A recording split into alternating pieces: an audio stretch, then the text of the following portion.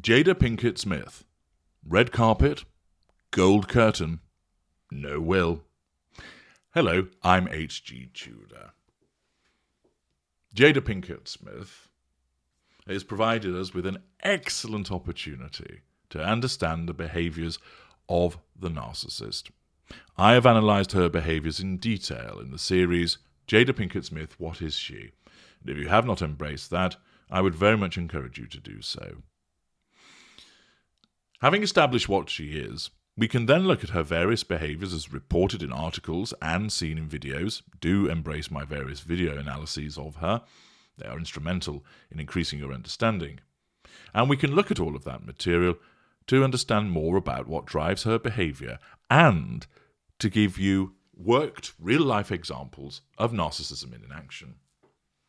We now turn to an article by Harper's Bazaar, ordinarily a marshmallow supine publication pumping out the propaganda for Harry's wife, but it does write about other things as well. And an article by Rosa Sanchez tells us Jada Pinkett Smith walks the red carpet alone in her first appearance since Will's Oscars slap.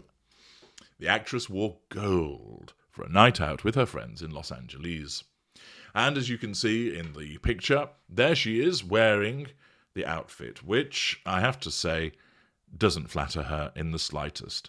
It looks like she has woken up, realised she needed to be there. She was stark naked and just grabbed the curtains at the Smiths' residence, yanked them off the curtain rail and wrapped them around her.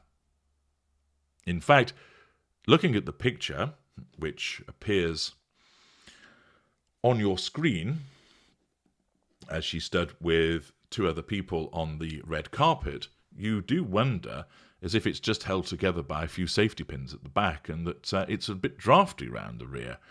And there it is, draped along the floor, and if somebody treads on that, the whole edifice is going to be pulled off her. It isn't flattering in the slightest. It really does look like she's woken up after sleeping naked and just pulled the curtain down and wrapped it around her. An extraordinary choice, but there we are. I'm sure she doesn't give a jot what I think about it. The article tells us Jada Pinkett Smith walked the red carpet with a smile this weekend, marking her first public appearance since her husband Will Smith was banned from the Oscars. The Bad Mums actress joined friends Shonda Rhimes and Debbie Allen Saturday to celebrate the grand opening of the Rhimes Performing Arts Center in Los Angeles, where the Debbie Allen Dance Academy will soon be based. According to Broadway World, the Smiths, who've long been supporters of the performing arts, have a studio named after them inside the centre. To the event, Pinkett Smith wore a glittery gold strapless gown that fell all the way down to the carpet. Certainly would do if somebody treads on it. She paired the dress with gold earrings and matching heels.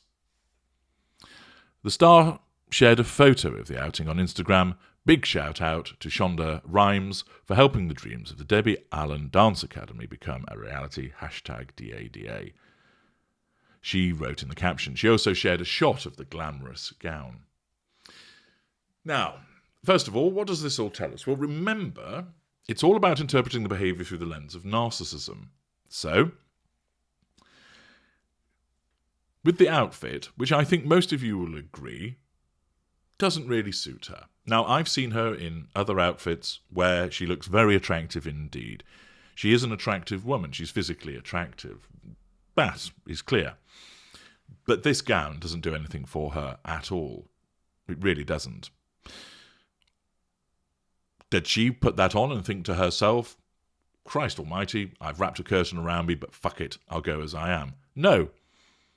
Her narcissism warps what she sees, causing her to believe that she looks absolutely stunning and this is appropriate, that what she would wear. She doesn't look upon it and think, gosh, that looks awful, I won't wear it. Her narcissism would not let that happen.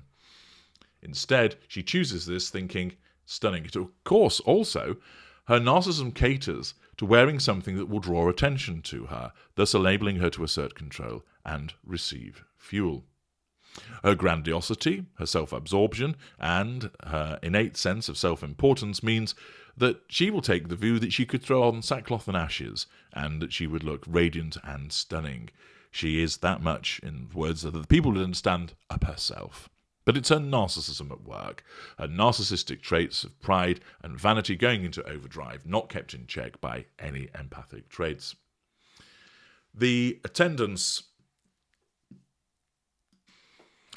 at the event is part of facade management. Look, I'm supporting a good cause. I'm a kind, empathic individual. Again, we understand this seen through the lens of her narcissism. There is then the necessity of sharing that on social media. Now, just because you share something on social media, it doesn't mean that you're a narcissist.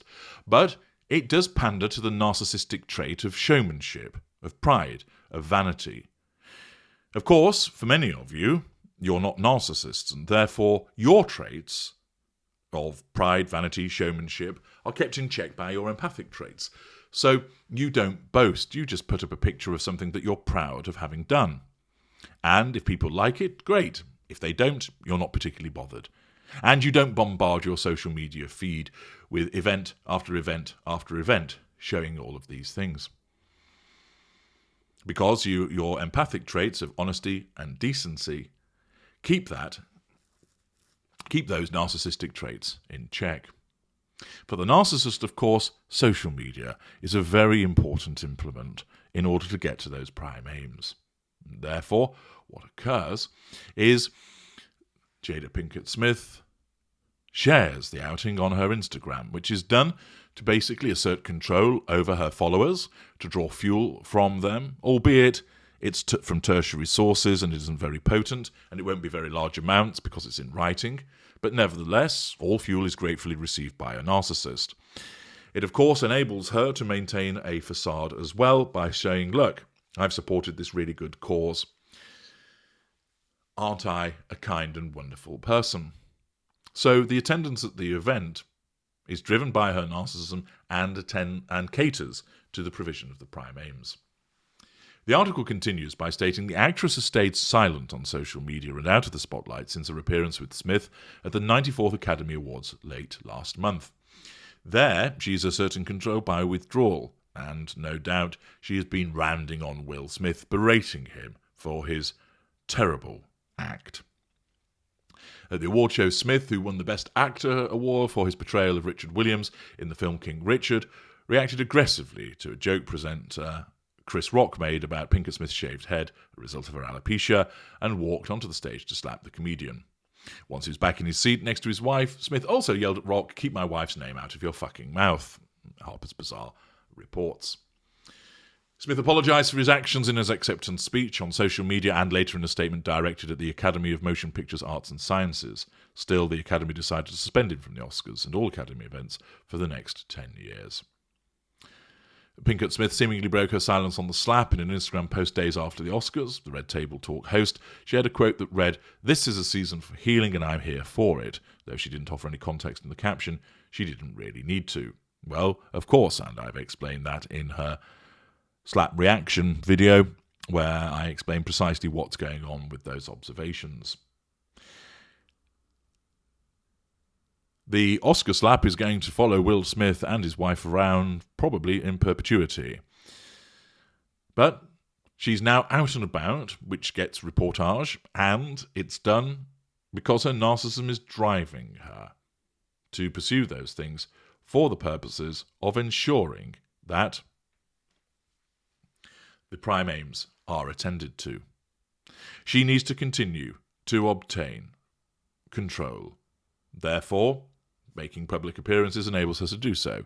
It allows her to draw fuel from the people that she meets, who will be non-intimate secondary sources known to her, people that she doesn't know, that are non-intimate tertiary sources, and also an involvement with the press and the wider viewership, all tertiary sources. So it allows her to assert control over those various individuals that are in the fuel matrix. And it then means that she draws fuel, and of course there is the particular residual benefit that comes from it, namely the facade management that takes place in terms of showing that she is kind, empathic, and supporting these causes. She also wears the gold curtain around her, which draws more attention to her, fuel prompts reaction, and so forth. and therefore in the circumstances. You might think, well, given after what had happened, that she might keep a low profile. Others will say, well, why should she? It was her husband that slapped Rock and not her. But those aren't factors which are actually pertinent to why she behaves as she does. It's her narcissism that drives her behaviour, and it needs to get those prime aims. By understanding that, you will understand properly why she does as she does. I'm H.G. Tudor. Thank you for listening.